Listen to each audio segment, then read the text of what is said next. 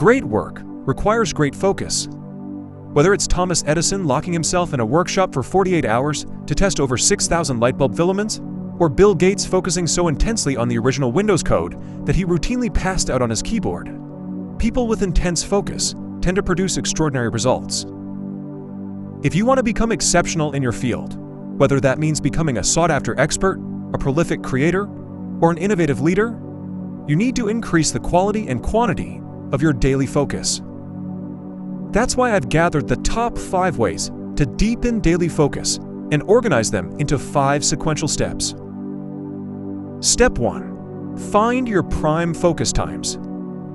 At night, you cycle between REM and deep sleep, roughly every 90 minutes. You may already know that, but did you know these cycles continue while you're awake? Instead of REM peaks and deep sleep troughs, your brain goes through restless peaks and deep focus troughs during the day. If you try to focus on a difficult task during a restless part of your biological attention cycle, you're setting yourself up to fail because your mind will resist focusing on one thing. Your mind acts like a hyperactive dog that hasn't been walked and wants to tear around the house. These daily attention cycles are called ultradian cycles, and since each lasts about 90 minutes, you go through roughly 7 to 9 per day. Of all your daily attention cycles, 2 are noticeably stronger than the rest, allowing you to focus deeper than at any other time. Through years of self-observation, I found mine are 5:30 to 7 a.m. and 11:30 to 1 p.m. You may already know what your peak focus times are, but if you don't, here's what to do. When you wake up, tell your phone to set alarms every 90 minutes for the next 15 hours. When an alarm goes off, rate your ability to focus over the past 90 minutes on a scale of 1 to 10 in a note on your phone. You'll get the most accurate picture of your natural focus cycle if you limit your caffeine, eat small meals throughout the day, avoid sugar as much as possible, and never eat beyond 80% full to avoid insulin spikes that crash your blood sugar and mess with your ability to naturally focus. Once you identify your 2 prime biological focus windows, schedule deep work or critical study time during those blocks, and protect them like your life depends on it. This might involve negotiating meeting times with coworkers and clients so they rarely fall in your prime focus blocks, or turning down lunch requests if your focus block lands around noon. Once you identify and block out your prime daily focus windows, it's time to move to deep focus step number 2. Get writing. At the start of a focus session, take out a blank sheet of paper. Either rip a page out of a notebook or grab a sheet of printer paper. Then fold it in half.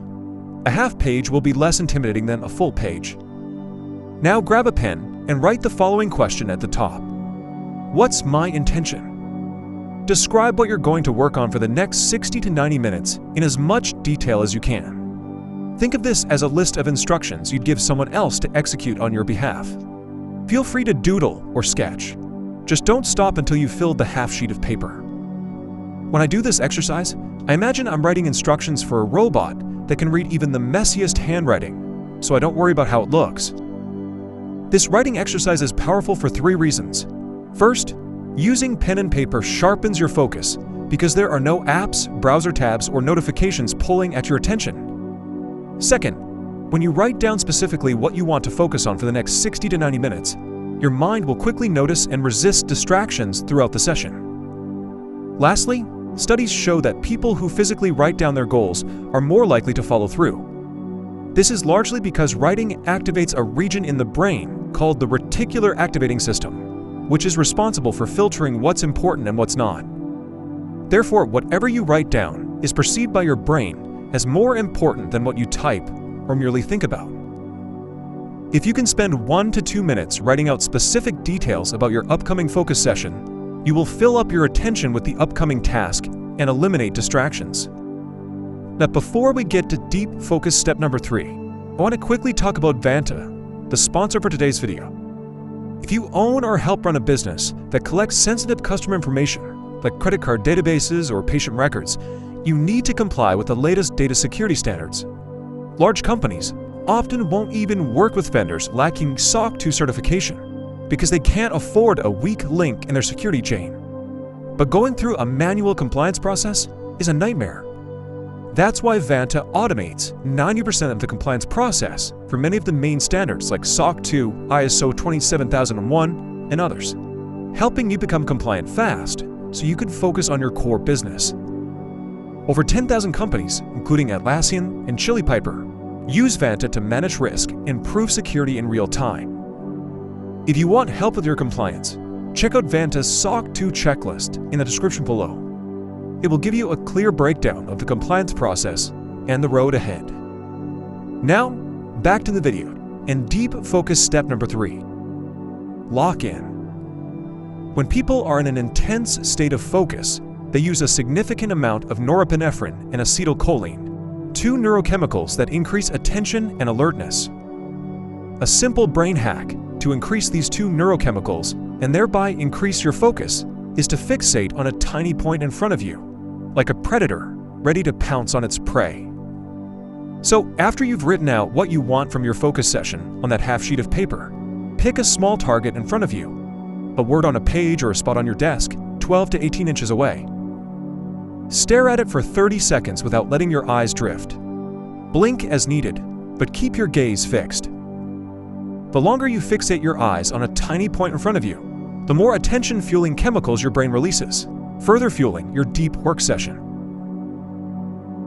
Deep focusing step number 4. Start a Goldilocks shot clock. In basketball, the shot clock forces the players on the court to focus and provides the right level of urgency to get the ball in the net. Using a short countdown timer while you work can have the same effect. While basketball players feel pressure to get the ball in the net, you should feel pressure to hit your mini milestone before a timer expires. Mini milestones are any meaningful sign of progress that you can reach in the next 5 to 30 minutes. If you're writing, it might be 500 words. If you're studying, maybe it's mastering one concept. The key is to pair that milestone with a shot clock time that hits the sweet spot. Not so short that it creates anxiety, but not so long that it feels easy. Choose a time that you're confident you can hit if you don't get distracted by email, texts, or miscellaneous side tasks. These are what author Cal Newport calls shallow work. When you choose a mini milestone and then tell your phone to set a timer for an amount of time that falls in the Goldilocks zone between anxiety and boredom, you are likely to experience flow, the mental state where you feel your best and perform your best. Deep focusing step number 5. Push twice, then quit. After pushing yourself for a few Goldilocks shot clocks, your focus will start to fade and distractions will creep in. You may think you've reached the end of your focus willpower, but you're not even close. David Goggins calls this the 40% rule. When you think you're spent, you're only at 40% of your true capacity. What seems like a willpower wall is just a hurdle. To get over this hurdle, use the twice then quit technique. When you reach your perceived focusing limit during a session, commit to 2 more focus sprints and then shut it down. You get to choose the sprint time. You might challenge yourself with 2 20-minute sprints or decide to go with 2 5-minute sprints. The point is to provide your brain with a clear endpoint and commit to completely disconnecting after the final 2 timers.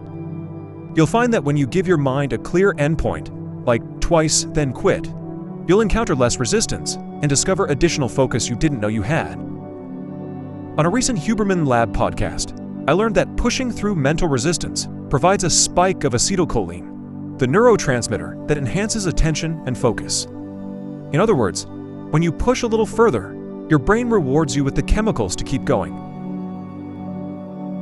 Those were the top 5 steps to deep focus that I've learned and used over the last decade.